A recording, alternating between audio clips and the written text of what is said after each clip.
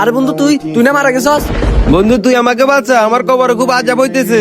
কিন্তু বন্ধু তুই তো নেককার এবং 5 ওয়াক্ত নামাজি ছিলি, তাহলে তোর কবর কেন এত আজাব হইতেছে? হ্যাঁ বন্ধু, আমি সঠিকভাবে চলতাম এবং 5 ওয়াক্ত নামাজ পড়তাম, কিন্তু আমি একটা ভুল কাজ করে ফেলেছি। আমি বেঁচে থাকতে একটা লোকের থেকে 10টা টাকা দান নিয়েছিলাম, ওই লোকটাকে টাকাটা দিতে পারি নাই। তুই লোকটাকে 10টা টাকা দিয়ে আমাকে বাঁচা।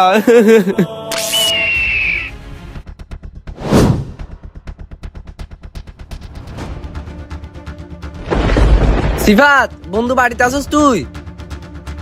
কিরে বন্ধু সিয়াম, কোনো সমস্যা? বন্ধু তাহলে শুন, একটু আগে সাজু আসছিল আমার কাছে। আরে তুই কি পাগল হয়ে গেছস? ও তো মারা গেছে, তাহলে ও কেমনে আসবে? বন্ধু তাহলে শুন।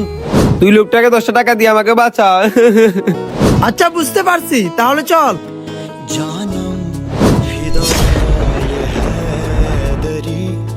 ভাই, আমার বন্ধু সাজু মরার আগে আপনার থেকে 10টা টাকা দান নিছিল, কিন্তু ও টাকাগুলো দিতে পারে নাই। সিফাত টাকাগুলো দে।